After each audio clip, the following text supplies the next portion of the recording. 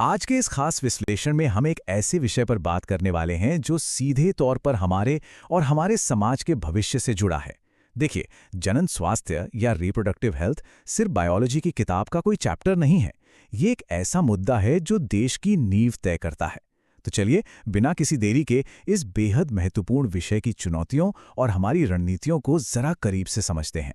आगे बढ़ने से पहले जल्दी से देख लेते हैं कि आज हम क्या-क्या कवर करने वाले हैं। हम शुरुआत करेंगे जनन स्वास्थ्य के असल मतलब से, फिर देखेंगे भारत की कुछ ऐतिहासिक पहलें, जागरूकता फैलाने के तरीके, अमीनो सिंथेसिस का सच, सहेली पिल की कहानी और आखिर में हमारे भविष्य के स्वास्थ्य लक्ष्य। तो चलिए सबसे पहले इस बुनियादी सवाल का जवाब ढूंढते हैं कि आखिर जनन स्वास्थ्य का मतलब है क्या, वो भी विश्व स्वास्थ्य संगठन यानी WHO के नजरिया से।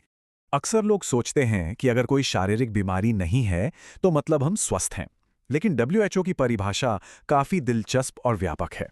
उनके अनुसार जनन स्वास्थ्य का अर्थ है जनन के हर एक पहलू में संपूर्ण कल्याण। इसका मतलब है कि सिर्फ शारीरिक रूप से ही नहीं, बल्कि भावनात्मक, व्यवहारात्मक और सामाजिक तौर पर भी पूरी तरह से फिट होना। ये हमें बताता है कि एक सही मायने में स्वस्थ समाज के लिए आपसी व्यवहार और भावनाओं का संतुलन भी उतना ही जरूरी है जितना कि शारीरिक सेहत। अब आते हैं एक ऐसी बात पर जिस पर हम सबको गर्व होना चाहिए। बात करते हैं भारत की ऐतिहासिक पहल की, जो राष्ट्रीय स्तर पर हमारा पहला बड़ा कदम था। साल 1951, जी हां, आज़ादी के बस कुछ ही साल बाद। ये जानकर हैरानी और खुशी दोनों होती है कि भारत पूरी दुनिया का पहला ऐसा देश था जिसने राष्ट्रीय स्तर पर जनन स्वास्थ्य के लिए कार्य योजनाएं शुरू की, जिसे आज हम परिवार नियोजन या फैमिली प्लानिंग कहते हैं। उसकी शुरुआत हमारे देश में 1951 में ही हो गई थी। सोचिए, हमारा देश दशकों पहले ही भविष्य की चुनौतियों को भांप चुका था।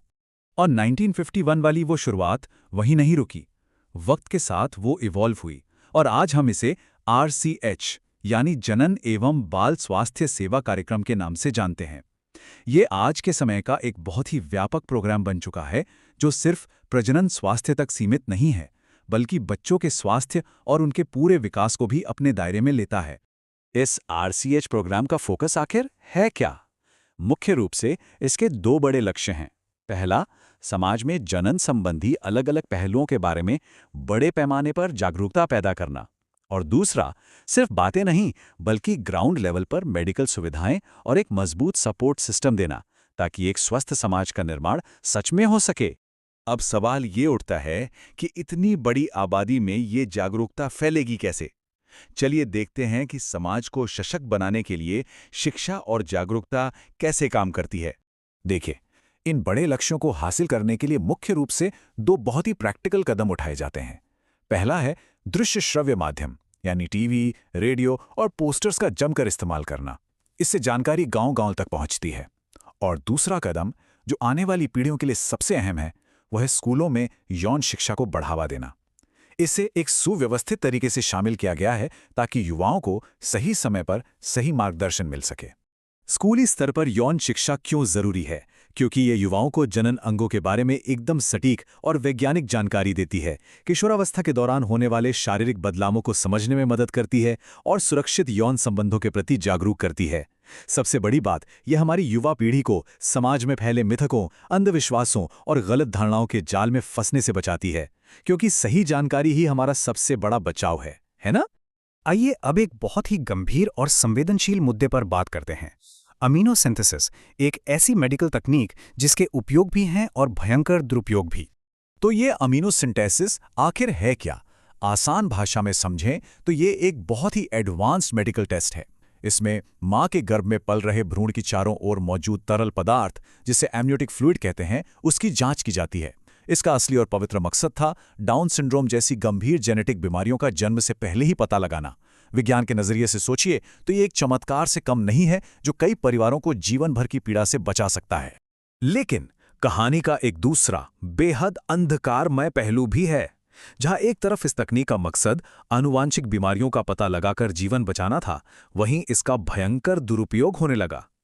कुछ लोगों ने इसका इस्तेमाल भ्रूण का लिंग जानने के लिए करना शुरू कर दिया, जिसकी वजह से हमारे समाज में कन्या भ्रूण हत्या जैसी खौफनाक समस्या पैदा हो गई।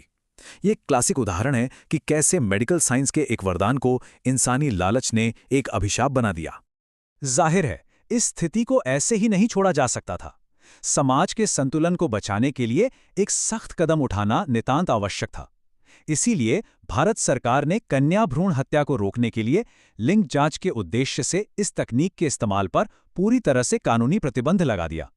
यह एक बहुत जरूरी फैसला था, ताकि इस तकनीक का इस्तेमाल केवल बीमारियों का पता लगाने के लिए हो, ना कि किसी की जान लेने के लिए। खैर, इस गंभीर विषय से थोड़ा आगे बढ़ते हैं और बात करते हैं एक बहुत ही शानदार स्वदेशी वैज्ञानिक नवाचार की। सहेली, मेडिकल साइंस में भारत की एक नई खोज। जब भी इस बेहतरीन खोज की बात होती है तो नाम आता है CDRI लखनऊ का, सेंट्रल ड्रग रिसर्च इंस्टीट्यूट। हमारे देश के वैज्ञानिकों ने अपनी दिन रात की मेहनत और शोध से एक ऐसा क्रांतिकारी गर्भ निरोधक तैयार किया जिसने पूरी दुनिया के चिकित्सा जगत का ध्यान भारत की ओर खींच लिया। इस सहेली पिल की सबसे बड़ी खासियत क्या है? पहली बात, ये महिलाओं के लिए एक नॉन स्टेरॉयडल गोली है। और सबसे बड़ी राहत की बात यह है कि इसे रोज-रोज याद रखकर खाने का झंझट नहीं है। इसे हफ्ते में सिर्फ एक बार लेना होता है। क्योंकि ये नॉन स्टेरॉयडल है, इसलिए इसके साइड इफेक्ट्स लगभग ना के बराबर हैं। सच में, ये महिलाओं की सेहत, सुरक्षा और सुविधा के लिए भारतीय वैज्ञानिकों की एक बहुत ही असाधारण खोज है। तो अब तक हमने जो भी चर्चा की वो हमें भविष्य के किस दृष्टिकोण की तरफ ले जाती है? आइए हमारे देश के प्रमुख स्वास्थ्य लक्ष्यों पर एक नज़र डालते हैं। अगर हम इन बड़े राष्ट्रीय लक्ष्यों को देखें तो सबसे पहला टारगेट है मातृ मृत्यु दर यानी MMR और शिशु मृत्यु दर यानी IMR में भारी गिरावट लाना। और ये कैसे हो रहा है? बेहतर और आधुनिक हेल्थ केयर सुविधाओं को जन जन तक पहुंचाकर।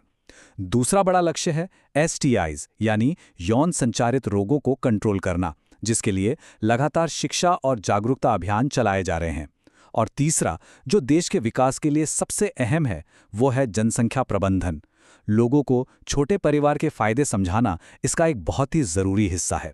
ये सभी कदम एक मजबूत और स्वस्थ राष्ट्र की नींव रखते हैं। जनन स्वास्थ्य के इन तमाम चुनौतियों, बेहतरीन स्वदेशी तकनीकों और हमारी रणनीतियों पर बात करने के बाद इस विश्लेषण के अंत में एक बहुत बड़ा सवाल हमारे सामने खड़ा है। क्या हम सच में जनसंख्या विस्फोट का सामना करने के लिए तैयार हैं? हमारे पास मेडिकल प्रोग्रेस है, कड़े कानून हैं, लेकिन तेजी से बढ़ती आबादी आज भी एक ऐसी चुनौती है जो हमारे भविष्य की दिशा तय करेगी। इस बारे में गहराई से विचार जरूर कीजिएगा।